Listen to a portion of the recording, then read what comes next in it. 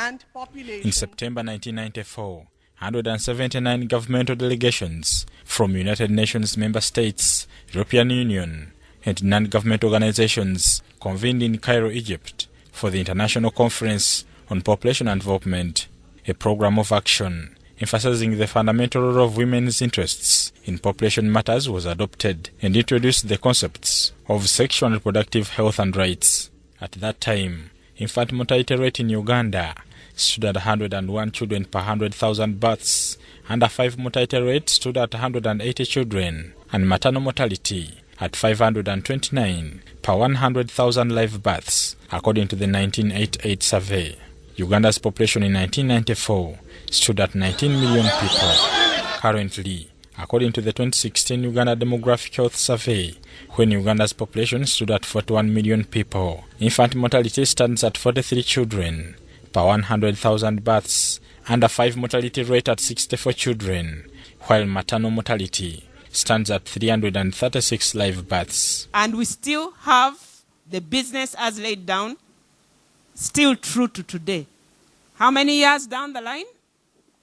25. We are making progress. Dr. Olive Sentumbwe, who was the Vice President of Uganda Medical Association in 1994, was part of those that were in Cairo. She says a lot needs to be done to save mothers from dying. 16 women are still dying, and other data will tell you up to 20 women per day in Uganda.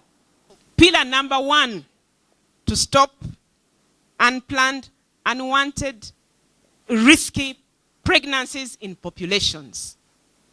And we must take this very seriously. So you cannot separate family planning from maternal health. Because the rights of women to participate in decisions that concern her has never been as compromised as these days. So we must ensure that we finish the business that we started 25 years ago in Cairo.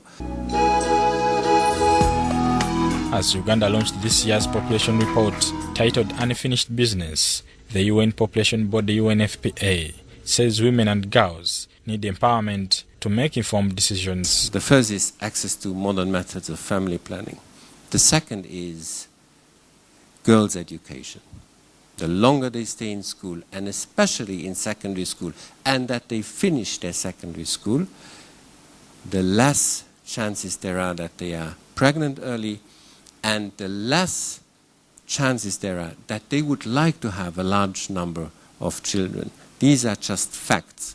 Uganda, a predominantly young population with about 16.6 million people, which is about 47.9% below 15 years. The State Minister for Finance, Planning and Economic Development, David Bahati, says government has put in place interventions to address their needs. A few programs that were put in place to address this, the Youth Livelihood Program and the Youth Capital Venture Fund, are some of the interventions that the government of Uganda has put in place to ensure that youth access credit and engage in job creation and skills development in response to this rising unemployment. We have also got a presidential initiative for young people, and especially in Kampala, which has made good improvement in the lives of young people. And in the next financial, we are proposed to allocate 130 billion under State House to roll over this program across the country.